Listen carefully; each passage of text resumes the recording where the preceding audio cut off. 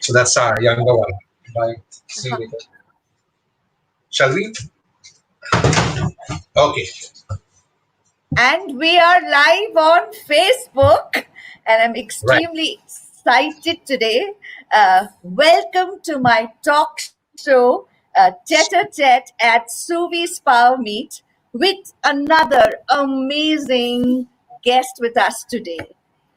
Well, without much ado, first of all, I'd like to wish all of you all a very good evening and a very, very warm welcome to each and everyone who's been there with us and watching all our talk shows regularly. Very, very thankful to you all.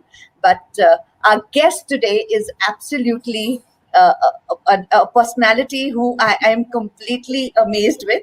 So without much ado, let's welcome none other than Mr. Jerry Almeida, who's sitting right here with us. And let's give us a big round of applause from Thank you. wherever Thank we you. are. And namaste, Suhani. Namaste. And thank you for having me on this. Namaste, namaste. Well, without much ado, I'd like to introduce Mr. Jerry Almeida formally. So if okay with you, maybe start our tete-a-tete. Surely. Let's go ahead.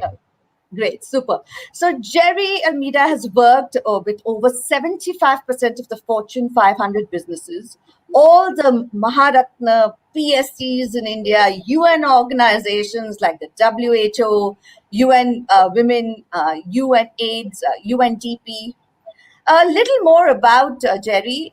Jerry is India's one of the most inspirational and highest-paid authors, storyteller, orator, who has created the joy of giving, Karmaveer, right every wrong, 1 billion rising and Swachh Bharat Mission, and has also architected several learning concepts with life and leadership lessons for personal and societal transformation. In 2014, Jerry signed India's biggest publishing deal. That's with the 10 Karma Kurry, the Hero in Me books, and he contributed all the funds for uplifting the work being done by unsung heroes. In 2017, Jerry co-authored Mann Ki Baat, a book with the PM of India, Mr. Narendra Modi, which is also a huge bestseller and has sold over 15 million copies. Wow, that's brilliant. Jerry is also a guest columnist and has written features for several newspapers and magazines like Times of India, Economic Times, Indian Express, Speaking Tree, Time Magazine, and the list goes on and on. Jeroninio, Jerry Almeida, is a leadership coach, management consultant, motivational and inspirational orator, and a master storyteller. So, what an amazing introduction that I read out. Actually, the information that I had got, it was really, really difficult to cut down what to cut down and what not to. It was literally like that. So, but because Jerry told us to keep it very, very short and sweet, hence this is all that we came down to. So I hope this was fine, Jerry. Yes. So without much ado, let's start with a tete-a-tete. So I'm going to call you Leader Jerry. Did a little bit of research on you, and you started off in Mumbai, Bombay then, at St. Xavier's College. So let's go back, to those times. What influence that had on you today? I think before the college, there was the school, which was also the St. Xavier's School. So, like I always say, I'm a dyed-in-the-wool Xavierite.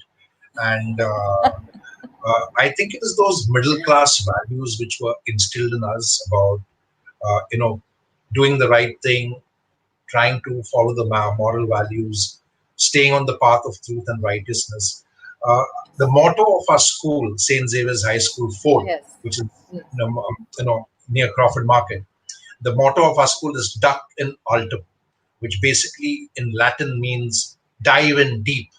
And for me, it was life coming a full circle when I was invited last year to the school for the closing sesquicentennial, the 150 years closing, as the chief guest, along with another living legend who's also a Karmaveer Puraskar award recipient. And it was an honor to share the stage with him as a fellow chief guest, Right. General Ian Cardozo, the man who cut his own leg in the Bangladesh war Yes. because it was blown off by a mine. So I come from that school which has men of honor like Ian Cardozo, and I think Yeah. that kind of puts the responsibility on my shoulders also to live up to their standard. And I think the school has instilled on all those values. And like I always say that Yeah. in school and in the first year of junior college, up to the first year of junior college, uh, I had those values, but I somewhere became a rebel without a cause, rebel without a cause. And then in my first year of college, when you go from an all boys school to a co-ed college, which is right, and suddenly, you start getting some adulation from the girls and new friends. Things happen. I call those the 4 months of 4 months of ignorance and bliss.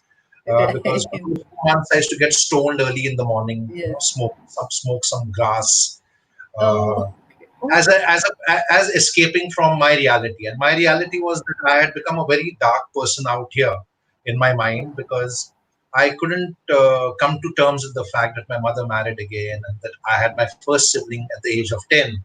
So for me, it was like, with every sibling born, it was the motherly love getting Divide. reduced to, Yeah. Yeah. Yeah. 50%, 30%, 25%, and finally 20%. But then something happened where I saw friends from school, from college, moving from grass to more bigger things like heroin and brown sugar. And that little sensitivity that I had, that my mother worked very hard to give me a good education and I should not waste her effort, made me decide I don't want to do this. And I started channeling my energy in the right direction. I took up my first job at the age of 16 with Indian Express, learned everything about advertising, which then led to me starting my first advertising agency at the age of 17. And Okay. because I was very high on energy, I also decided to channel it as a volunteer and join the Right. Xavier's volunteering group. And we used to work in Kamatipura. And I think Kamatipura is my real school and college. Because for me, the entire shift from being a rebel without a cause to being a rebel with a cause Of course.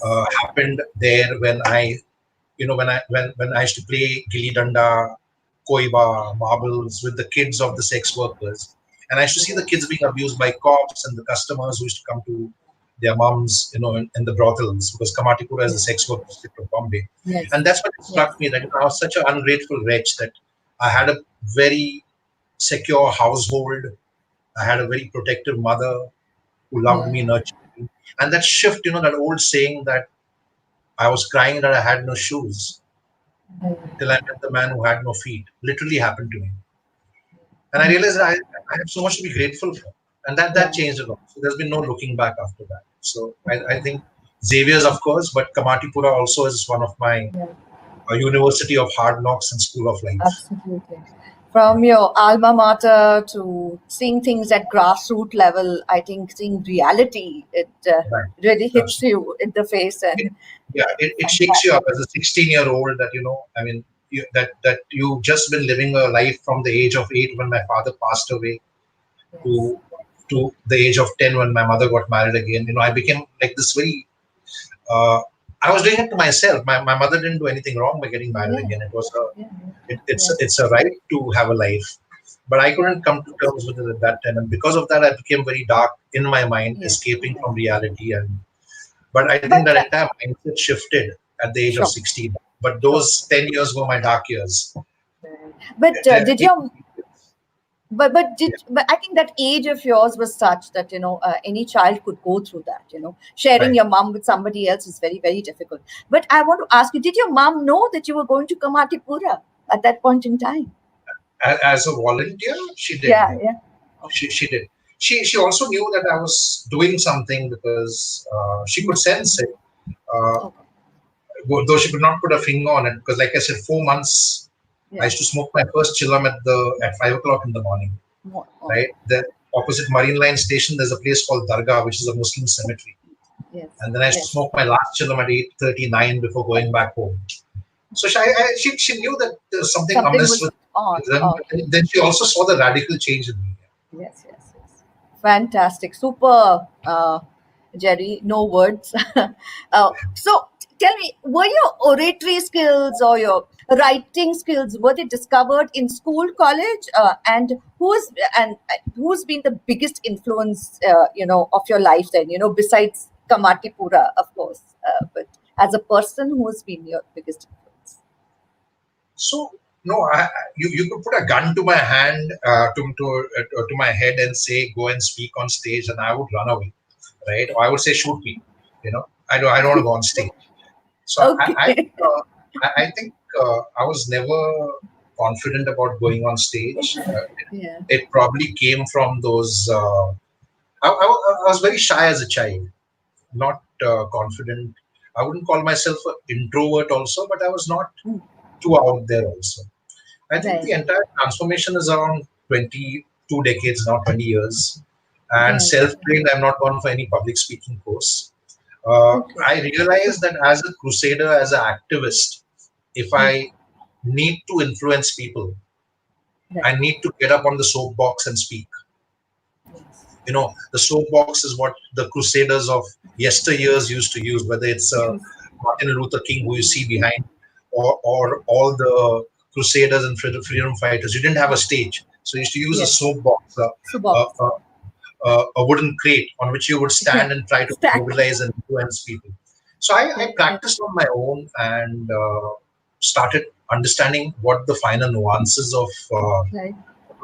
a good oratory are, which the Greeks created, which is Right. the power of three, which is ethos, pathos, and logos, which is appeal to the passion, the ethics, and the logic of people. And I think that's Yeah. what I do in my oratory. And Yeah. people use the word motivational speaker, though I don't like that word. I don't motivate, I more inspire, because I always say motivation is short lived, inspiration is long lived. And the inspiration has to come because you really connect with what you're talking about, you really connect with the cause, you have a purpose, and you're not just up there on stage to faff and do the razzmatazz and do some stylized kind of talk. You're there with good content, with good subject matter, which appeals Yeah. to the ethos, pathos, and logos of people, so that they are True. influenced with some good subject matter and thoughts which provoke insights for them about what they need to do. So I think that's how the Right. transition happened. Who was a major influence in my life? I think from childhood, I think I can count my heroes on my fingertips, excluding the thumbs, right? Uh, and from childhood, I think one person who I really idolized is Bhagat Singh. And I try to walk in his shoes. Very difficult, very tall order, because I don't think there's a sacrifice like his which has ever been seen in the world till today. Good. And it is sad that the country's biggest hero and biggest martyr has been refused martyrdom. And we've not had the time in all our petty politics to clear his name as a terrorist, because he's still considered as a terrorist in the international tribunal. So I think he's my biggest hero, because here was a Yeah. boy who at the age of 23 decides to sacrifice his life. And Yeah. that he's one influence. And besides him, the other three, Chandrasekhar Azad, Chandrasekhar Tiwari actually, who was also a leader for Bhagat Singh, and Sukhdev and Rajguru. And then there are some other influences, like I think the good things which Che Guevara did before he went on to a bit of an arrogant path. I like him also. And I like Martin Luther King, Nelson Mandela. People who really stood for something, what they believed in, the courage of conviction, the courage to take a stand and speak out about what is wrong and what is going wrong. Fantastic. Very, very inspiring, Jerry. Must say, from where you started and where the paths that you've taken now, and the paths that you have chosen now, and it's really awesome. Uh, and what about your writing skills in school and college? You were always great at writing too. So, like my teachers in school would say, Yeah. it was difficult to get me to follow the grammar and the spellings. I was very good with, but grammar I didn't give much attention to. So no, I write my regular essays and things like that. But again, writing is because you wanted the word to get out there. So I think it's over the past decade or so, maybe a little more, that I started writing articles for newspapers, magazines, and then embarked on the journey in 2010 of starting the Karma Kurry series. So that's when I started writing. So it's something again which has just come because I think what flows into the pen is the heart of the mind, all the passion, the anger against what is going wrong, which then flows through the pen onto the paper.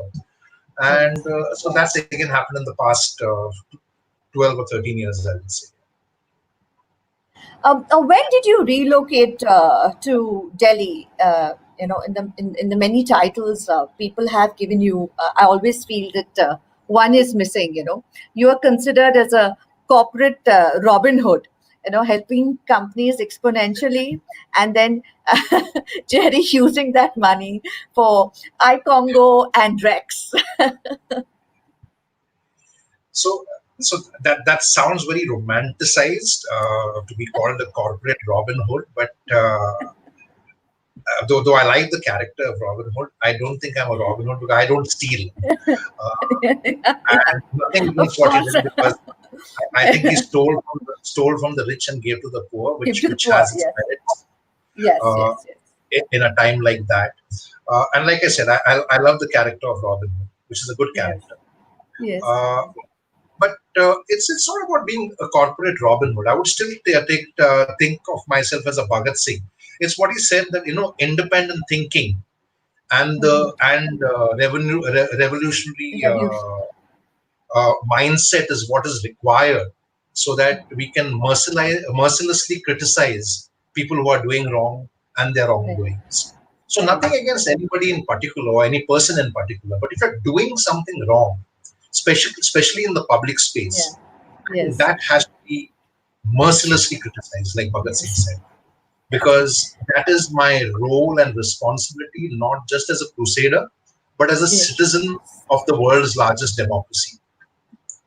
And my problem is I have nothing against people who are rich or people who are powerful. My problem is how do you usurp those riches by marginalizing and impoverishing the poor?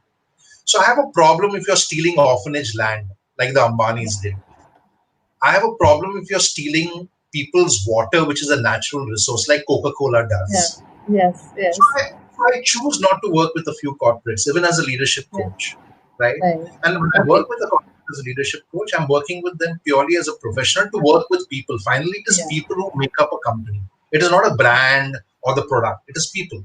And I work with people trying to make them aware of what their potential is, of what their individual responsibility is, and owning that responsibility as a good professional and also as a good citizen and a good human being. So that's what I do in my leadership coaching and personal coaching programs. Make them see the entire dimension and understand their roles. That it's not enough to say I'm a citizen of India. That's a role. What is your responsibility as a citizen of India? Responsibility. If you're not fulfilling that, you're not truly a citizen of India. And then the same people then talk about being nationalists and patriots. How? Right? So I think people have to understand that the role comes with a responsibility, and if you're not Yeah. fulfilling that responsibility, that role is shallow. That role is just default role. You know.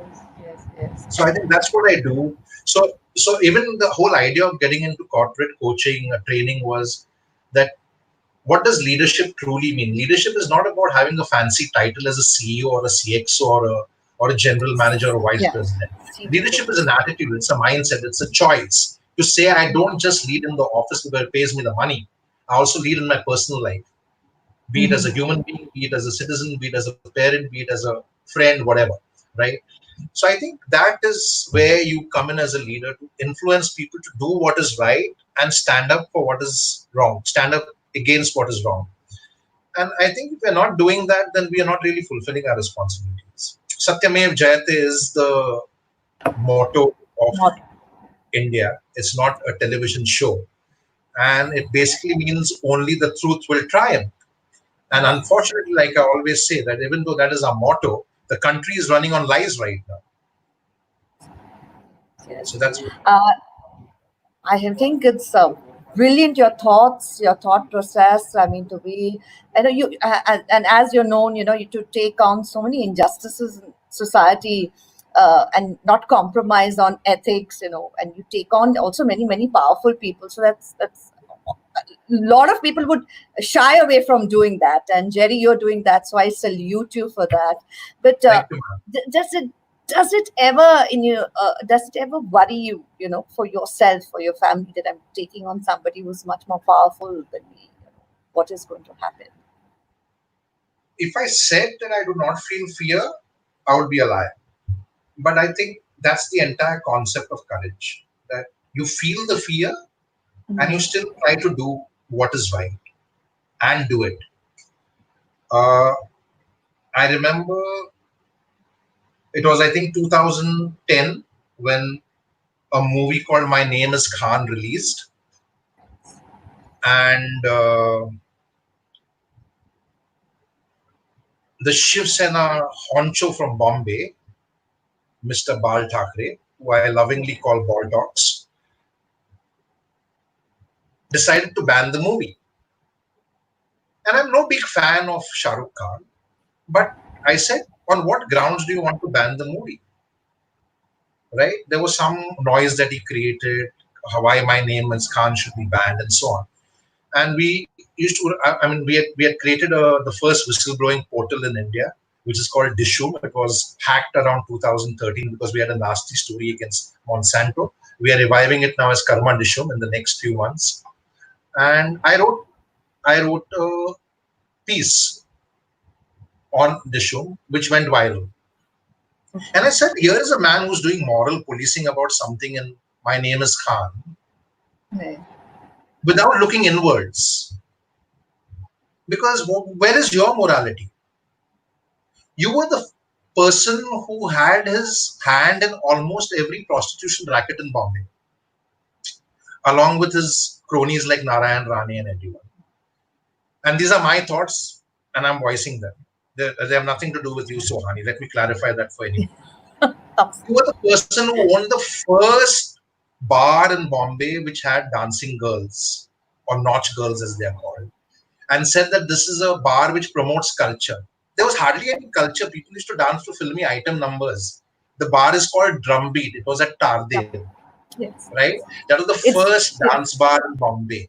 Bombay. And I can Yes. give you all this with record, with evidence. But nobody's taken them on. And I'm happy that the son is now trying to clean up his act. And maybe the grandson will be even better. Better. And, Yes. I met Aditya at an airport around a little before the lockdown, and just he was at the same lounge as me. We are in the Vistara lounge, Mm. and I said to him, some of the things you say, I like them because you're sitting right opposite me. And he said, thank you. And I said, but can you rein in your people? They enter people's homes and beat them up because they have spoken something against some of your corporators. I said, it's a democracy. I have a right to speak against somebody who's doing wrong. And he said, you're right. We're trying to rein them in, but they won't listen. I said, well, what does that say about your leadership? So what I'm trying to say is that, you should not be a nuisance value, whether it's Raj Thackeray or Bal Thackeray. You cannot say that the people from UP and Bihar don't belong here. And what hurts me is that all the stars and movie stars of Bombay and the cricketers of Bombay don't rise around the time when Raj Thackeray was beating up taxi drivers and rickshaw drivers from UP and Bihar. Yeah. Sachin Tendulkar was brandishing a sword with him in a event of his. Instead of asking him questions that what right do you have to throw them out? They are people of India. They can stay anywhere in the world in India that they want. So the xenophobia has to be addressed. I'm addressing this with people in Goa because Goans will always speak about those outsiders are spoiling. So there's a wannabe party like a Raj Thackeray and a MNS in Goa called Revolutionary Goans, which is run by skunks in Goa who want you to talk against the migrants, not the rich migrants, but the poor migrants. So I think the xenophobia is there everywhere. We have to address it. We have to call it out. So it's not that I don't feel the fear, but I think it's someone needs to take that stand, and it's important because when you're beating up people from a UP or Bihar, you're beating up one of us. It can happen to us tomorrow. I remember a little before leaving Bombay for Delhi. You asked me when did I move to Delhi. Yes. Also, almost Yes. 2 decades. I was at the Bandra gym for a Christmas dance with some of my friends and many Catholics over there. And 25 or 26 Shiv Sena goons held almost 1,000 of us to ransom by telling us to close down the Christmas dance. And I told the managers and everybody over there, how can they dictate terms to us? Let's take them on. And he said, no, no, no, no, we are inviting trouble. And I was like, what kind of cowards are we? We have thousands of us over here and we're getting scared of 25 people. I think it's that silence, it's that fear which has let these people get the better of us. So we need to mobilize, you know. Awesome. Fantastic listening to you, Jerry. It's extremely, I'm sure all our viewers who are listening to you would be extremely inspired. Uh, what positively ignites Jerry? What makes Jerry tick daily, every day? How can a person pack so much in one day? One mind, one heart, one body. And tell us your secret. You must not reserve it for another bestseller.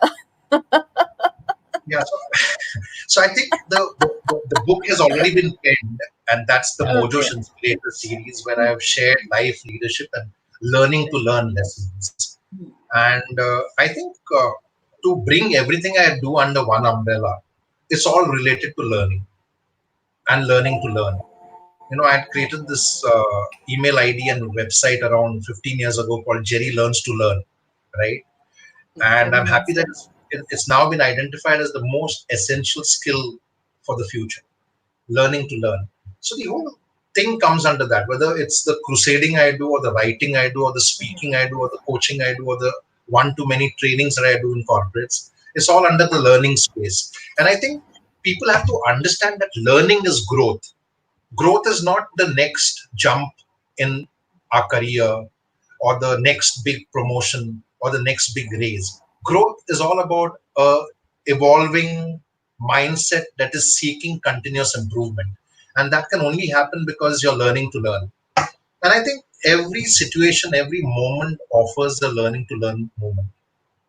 I think that's what we need to appreciate. And I think that's what drives me. So, like I always say, learning, coaching, writing, speaking is not a profession or a vocation for me. It's a passion. It's a passion about touching people's lives and making them see how they can become better versions of themselves. Right. Absolutely well said. I think even I always say every day is a learning. Every day you Absolutely. learn something Absolutely. new. So Right. absolutely right. That's what learning is all about, and one must never shy away from learning, because the Yes. more you learn, Absolutely. the more you know, Absolutely. and the more you can help people. And the more you can Absolutely. support people, and you can help yourself grow. So I Absolutely. think yeah. And that's what I flag off in the first few minutes of my talk or a workshop. That the problem with most of the world is everyone's achieved perfection Right. because they think they have a expensive or a or a education of being highly educated degree, right? And that's what P. Sainath says. He says when people say they're highly educated, what they mean is that they're expensively educated. And another friend of mine, a schoolmate of mine, who's a professor at IIT, says Sainath is right, but I go a step further. He says people say they're educated, but what they actually are is just degree. So people are just degree; they're not educated because education is not learning. Learning is about what are you learning in every moment of your life, and the thing is that you can never be perfect, and perfection is the biggest lie of the world. The truth of the world is continuous improvement, and continuous improvement happens because of learning. And the problem is many of these gurus and sad gurus, like I call them, in the ashrams, they've all achieved enlightenment and they think they know it all without realizing that true enlightenment means that I don't know anything at all, not that I know it all, right? So I think we have to make some concepts clear. Otherwise, people are all getting the wrong concepts and the wrong ideas from a lot of these gurus and ashrams. Absolutely. But even when what you said about education today, whatever we graduate in, or even you do a post graduation in, as soon as we get a job, we are not ready for it. We have to take 6 months training from the company, of Absolutely. how things are working. So whatever we do is never enough, and as you rightly said, every day is learning. Every single day of your life, you have to learn. So that brings Kiran, me. just something you said triggered this. Kiran Karnik said this years ago. He said that our education does not make people employable. And Absolutely right. I'm not talking about people just from government schools. I'm talking from people from premier schools, Yes, right? even if you're an MBA graduate today, it's Yeah, not enough. yeah. Yeah, And you because our education is mostly rote learning. yes, yes, Ratta maro, pass ho jao. It's all about a percentage. It's not about internalizing the learning. And I qualify this for people in a public talk or a workshop in the first 15 minutes. When I ask them what are your fundamental rights and duties, no one can answer, including teachers in schools and professors in colleges can't answer. So what good is that education if you don't know your fundamental rights and duties? Most people don't know that Satyameva Jayate is the motto of India. So, so that's what There was a advocate general called uh, Mukul Rohatgi. I don't know him. I've never met the man, but I remember I got this call from a friend of mine around 4 or 5 years ago, uh, and he said, I'm sitting with Mukul, and I was explaining to him how you are making people aware by adopting 2611 as the national social justice and citizen action day. How you're making people aware that this is the day when the constitution was adopted in 1949, and that it is not just significant because of what happened in 2008 at the Taj and the Oberoi. yes. And he says, Mukul said that your friend has got his concept all wrong because 2611 is not the day when the constitution was adopted. So I told him, is he still sitting with you? And he said, yes. I said, okay, do me a favor, Google the preamble and make him read it, and then ask him who made him the Advocate General of India. Because if he is the custodian of the Constitution, does not know that the Constitution was adopted on 2611, why am I expecting too much from the citizens of India? This is the Advocate General of India. His name is Mukul Rohatgi. I'll say it because you are lawyers. You're supposed to be the custodians of the Constitution, which is what gives you your legal rights and duties. And you don't know that 26. So 2611 is the day it was adopted for the first time on the floor of the Parliament in 1949 when Dr. Ambedkar presented it in the Parliament. 26 January is when it was implemented. So that's what. So we live in very dark times. We need to enlighten people. Yes, absolutely. So required. I think that's so required. That's the need of the hour, and it's a need of the hour every day. I feel, in our daily lives, it's so required. The basic Absolutely. things people don't know. The basic things that we need to know that people don't know at all. Well, so And coming to 20. Yes, sorry. yeah. No, Suhani, I was saying that You were if saying. you see any of the constitutional pledges or preambles, whether it's the United States or except for their pursuit of happiness, which is a wrong concept. You can't pursue happiness. Happiness happens from within. Within, correct.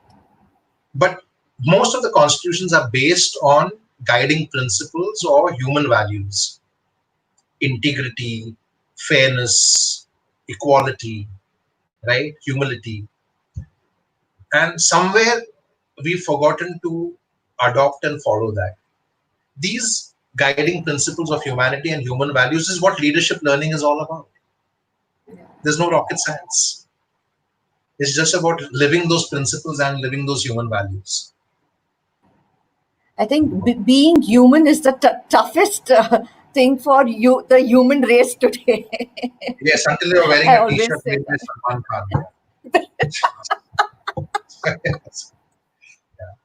We know how human that. he is.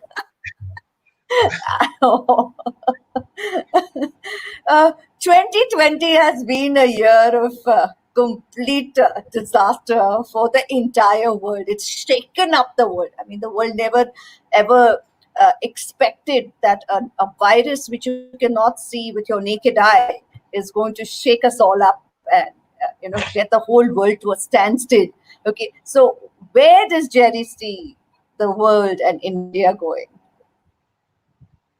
You know, when the COVID pandemic reality hit us in India, especially in India, being the world's largest democracy, I think I was happy. I said, thank God we finally found a germ or a virus which can teach the arrogant humans a lesson. And I kept writing about this, that where is your power? Where is your wealth?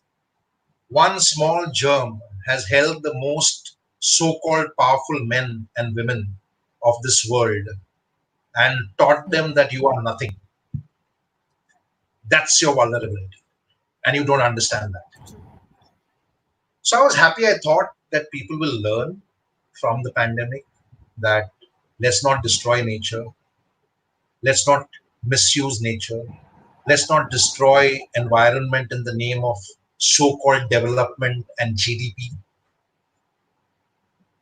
And I thought people would learn. I wrote a couple of pieces in the first week of the lockdown saying that let us learn from this. Then the lockdown was implemented. Then the Ganta Bajao thing happened. People came out on the streets of Bombay and Delhi and Gurgaon and Bangalore and God knows where, ringing bells because India's best orator, Mr. Narendra Modi, forgot to give the right messaging. Then Mombatti Jalao happened to give gratitude to our workers and labor. And then you had the migrant exodus happening. So we are not the world's largest democracy only, we're also the world's largest hypocrisy. And that same hypocrisy that you see in India is there around the world, whether it's the United States, which is the world's greatest democracy, so they claim, the land of the brave and the free because they have the Statue of Liberty, like we have the Statue of Unity. And we know how united we are and how free they are and how brave they are, right? So, so I think we've not learned a lesson. I was very unhappy when the unlocking happened and I saw the elite educated of Bombay Yes. out at Marine Drive, including some celebrities I've been told. And I was like, what are these people all about? Yeah. What about your sense of responsibility? What about your sense of discipline? Why do you need a lockdown? Why can't you exercise prudence and be practical? There are some people who are seen in Starbucks coffee shops, and people tell me the seating arrangement was not there, but they were still gathering around, no? Yeah. And you may be asymptomatic today, but hey, how do you know, right? Never know. And then I wrote about this, and some friends who I think was at Starbucks took offense. They said, "Hey, why did you write this just because you saw a picture of mine at Starbucks?" I said, "I didn't even see your picture. I was just writing generally speaking. But if it's affecting you, it's your guilt. It's not me." So right. And I find it bizarre because I think the I was hopeful and optimistic that the pandemic and the COVID virus would teach us a lesson. I don't think so. We've returned to business as usual, and I don't know what it will take to teach us a lesson. I totally quite agree with you, Jerry, because ever since the lockdown started, we have our own foundation, Vivek's family. It's called the Mendonsa Foundation. So first, of Right. course, I collaborated with Don Bosco. I worked very closely with Don Bosco, and we used to do the daily distribution of daily essential kits, for the underprivileged. That seeing reality at grassroots root level, day in and day out, it hit me. And the only person who I could vent to was a father from Don Bosco, Father Rolvin Dement. And I used to only tell him, I said, why did Prime Minister Narendra Modi have to announce a lockdown at 8 p.m. in the night? A. B. Right. Why is it that the time when he announced a lockdown, at that time, COVID had not even touched our country, means we didn't have Right. that many cases. I said, why Right. didn't he take that time, that 8 days, and send all the migrant laborers back? Why didn't he Right. do that? What was Right. it that suddenly he announced the lockdown? I said, we are seeing them getting tormented. It was heart-wrenching to see that. I mean, daily, they're talking. I used to tell all my friends, I said, come and see in the slums that we go. I said, there is no space to walk. When I'm walking, Absolutely. I'm banging into people. I said, what are you talking about social distancing? What are you talking Ab- about physical distancing? I said, in that one Absolutely. jhuggi, that one jhopri, there are 8 to 11 of them staying. I said, what is wrong with you all? So, Knee-jerk reaction to show that I'm doing something, yeah, and I think that reflects that uh, the three biggest leaders, yeah, Bolsonaro, self-proclaimed leaders. Let me clarify that Bolsonaro, Trump, and Modi are in the top three today as far as infections are concerned, right? Because of knee-jerk reactions and mindless actions. And I think, there was no thought given to the entire process at all. at Just all, like at all. demonetization, an idea comes to you and you implement Just it do it. Yeah. without really planning and preparing for the execution and so on. And the sad part is that these people are hailed as big heroes and big leaders without realizing that these people are just absolutely unplanned, unprepared for any calamity or anything. And at Seriously. the, and at the same time, I think they are very smug about it today, because the Yeah. only people who have benefited from the entire COVID pandemic are the stupid leaders, whether it's Trump or a Modi or a Bolsonaro, because now they can blame the coronavirus for the economic slowdown. Now they can blame the coronavirus for everything that has gone wrong. But that's the state for you. When the migrant exodus happened, I said the state is all bugger all. But the bigger disappointment of society, we've let our migrant labor down without realizing that our economy does not run because of billionaires and millionaires. Our economy runs because of the labor. Because of that. True. They are the pillars of our economy, and we completely let them down. Down. Whether it's the Yeah. food that we eat, it is grown by the poor laborer, the migrant labor. Or the clothes that we wear is not made by Rohit Bar and some fancy fashion designer. It's made by the migrant labor, Played well. right? Yeah. Or the homes that we stay in, the bricks that are made for the homes that Construction. we Yeah. stay in, All moved our by the. industries. So Yeah. technically, a roti, kapda, and makan is so dependent on the migrant labor. That's why I call them the pillars of our economy, and we completely let them down. And at the same time, we like to marginalize the community. So everyone went against the Muslims, including Catholics. I could see it in Goa groups. Oh, these Muslims are so stupid. Of the Tablighi Jamaat Yeah. meeting which Jamaat. happened. Yeah. Yeah. Yeah. But before that, there were Catholic friends of mine from Goa and Mangalore who are very educated fellows. Some of them are lawyers, some of them are school teachers, some of them are businessmen and entrepreneurs. They were sending me change.org petitions that please sign this petition so that we have Sunday mass happening. And I'm like, are you serious? Sunday mass? You want to go for Sunday mass and spread the virus? Yes. And then Goa was COVID free for some time. So I had people sending me, Goa can never get corona because we have St. Francis Xavier. And 1 week later, they started getting corona cases. I said, what, St. Francis Xavier has gone on a holiday? This stupid beliefs, blind beliefs, religious beliefs, and superstitions has made us complete morons, I tell you. And I think that is the problem of humankind. Absolutely. Blind You faith. know, blind faith. Absolutely. So that's yeah. So it's in every community. I won't speak about what happened at Yeah. Yes. the Rath Yeah. Yatra and things like that, because then the Hindutva guys will come after us. No, no, no. Please. Let's not get into that. Uh,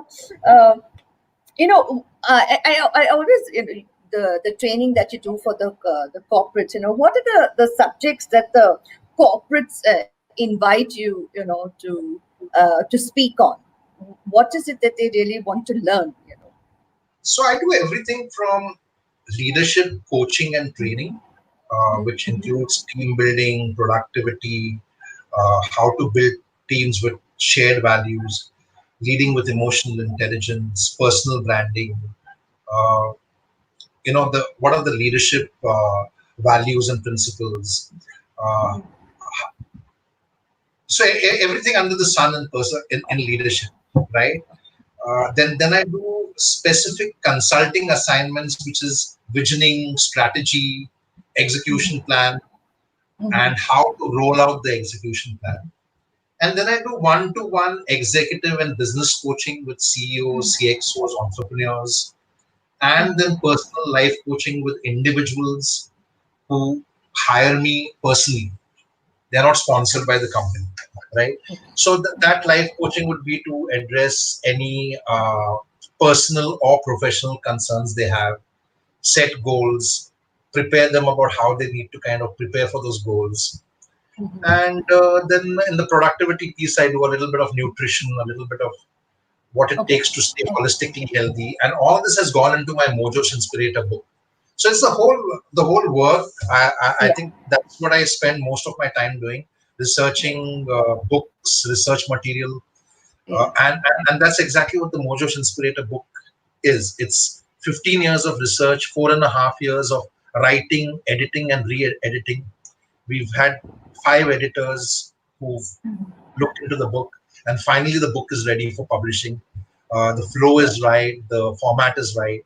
So it's that kind of detailing. So I researched 5,000 books, 25,000 research papers, all Yeah. related to leadership, coaching. Yeah. Uh, so philosophical books, psychological books, neuroscience. So the whole works. So it's all gone into that. So I think anything under the spectrum of leadership is what I do as a coach. And now, of course, we are training more coaches because we're taking this into schools and colleges. Wow, super. I think that'll be great. That'll be because that's our future. Absolutely. The And whole if idea you is to prepare the future for the future. and that to the holistic approach, which will be brilliant. Okay, uh, you're a loving husband, doting father. What are your recipes to a successful marriage, and how do you manage the Gen X kids today? Or rather the Gen Z kids today. And your tip on advice to in this world to be absolutely practical, to have the practical aspect. So I don't think there's any such thing like a successful marriage. I think a marriage is a meeting of minds. There will be ups and downs. There will be conflict. I get very scared and fearful of couples who have no conflict. It's like, are you serious? Because if you don't have any conflict, it either means the marriage is dead or one person cannot speak, right? So I think it's about Right. understanding those. And Standing there are each other. couples like that who have no conflict, right? Right, So right, right. so conflict is a way of life, and that's I think Yeah, the idea about how to manage that conflict. You yeah, learn the hard way in the journey of the marriage.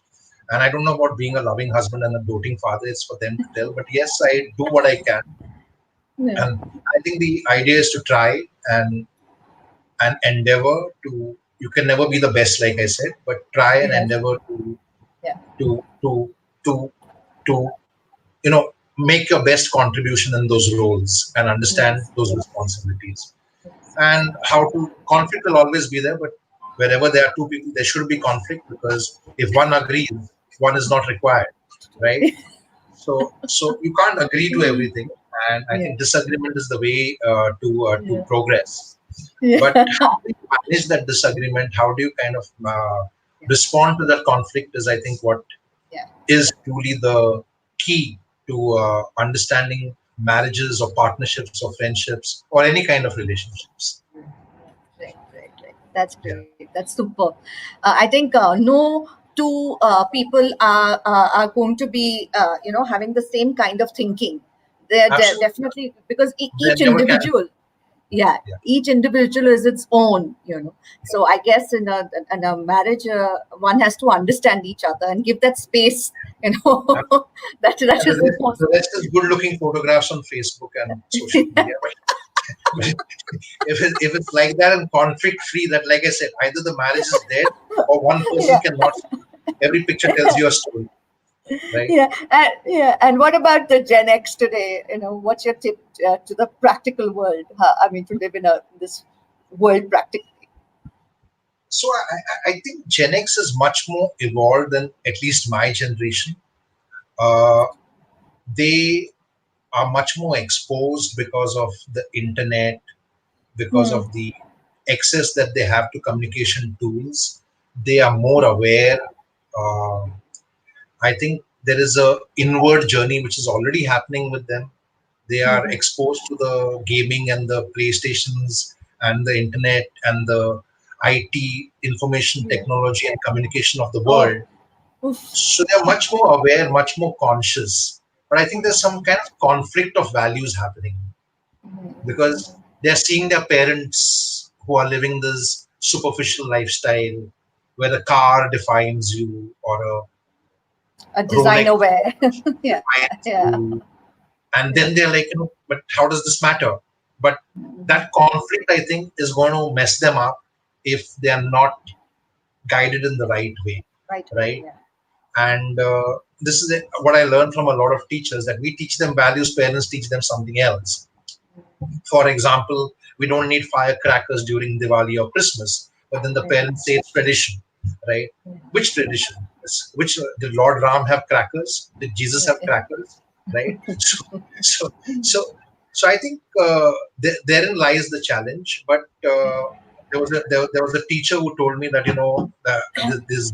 this next generation, the millennials, are far too entitled lot. And I said, you got the Right. concept absolutely wrong. I think they have much more character than all of us. Yeah. So I met this brilliant 13-year-old around 7 years ago who wanted to be a doctor and serve in rural India.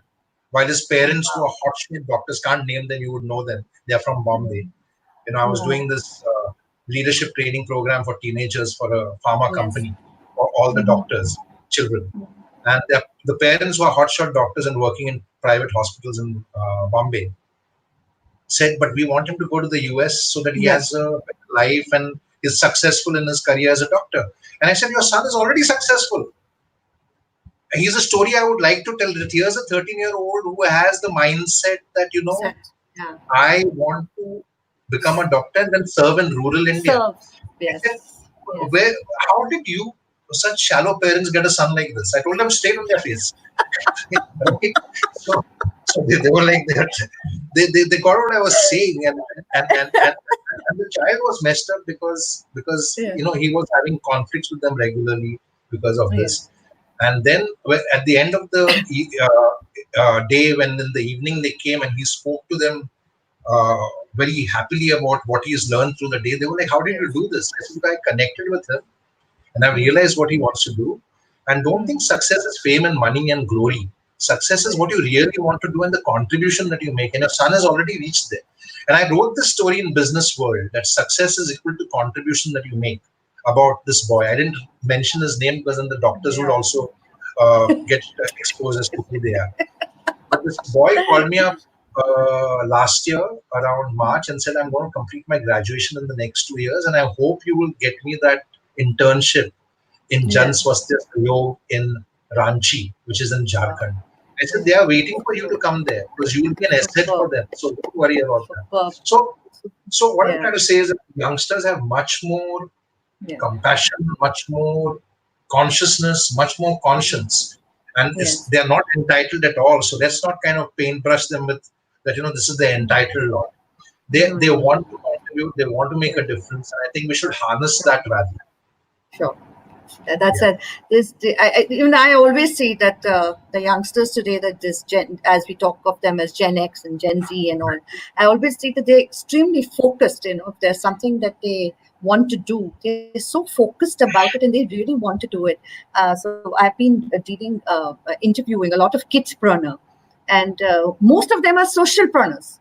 They Absolutely. want to they want to do something for the society, betterment for Absolutely. the environment, spread awareness. It's Absolutely. all these are the causes that they're working for, and now they've become CEOs of their own company, but they've become social entrepreneurs.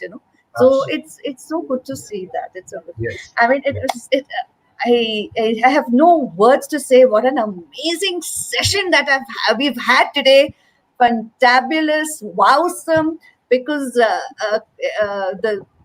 sharing that you have done today, Jerry, has been absolutely uh, amazing, and it's going to be inspiring for so many people who are going to be watching this show. So I truly thank you once again for coming on my talk show, Tete Tete Suvi's Power Meet. It really means a lot to me, and I'd like to thank all our viewers who've been watching us. And before I go, as I always say, please stay safe and please be positive. And since we have Jerry with us, I always give this message, when I'm ending my talk show, I always say that if you have something bothering you, which is within you, and you need to discuss, please discuss it either with your inner circle of friends or somebody in the family who you trust. Don't let it be bottled up within you, because it's not going to be good for your health. It's not going to help you. And whatever you want to discuss, you never know, when you discuss it with the other person, it may help that person too. So, Jerry, what do you say about that? Because there's so many of them who are just, keeping things within themselves, and then we are having so much of mental pressures, and they're going through so much of mental depression. Your Right. last words. I absolutely agree with you. I think for all of us, we have to understand the power of vulnerability. Our awareness is in knowing that we are breakable and we can break. And if we have that awareness, then break. So reach out to people and also teach your children that, because I think the biggest victims of mental health and depression, especially in our country, are children and the youth, because of the pressure that they have from their parents, from their Peer pressure. peers, and from the peers' parents about how they need to be successful in life, how they need to have a career, how they need to have a plan. I find the concept of asking children who are 12 years old and 10 years old, what's your plan, very bizarre, because parents and teachers don't realize how loaded and burdensome that question is. And I think we should teach children that education is not just about career and lifestyle and a life of comfort. That education is about learning how to cope with adversity, how to cope with hardships, and how to make a contribution in our life. So I think that's what we all need to learn and teach our children to. Thank you so much, Jerry. And with that, It's a pleasure speaking with you, and thank you for inviting me to the show. yes. Thank you to everybody And who's been listening and also. Thank you. everyone, thank you so much once again. And God bless each and every one of you. Bye bye, Jerry. Bye God bye. bless. Thank you. Thank you. Thanks. Bye bye.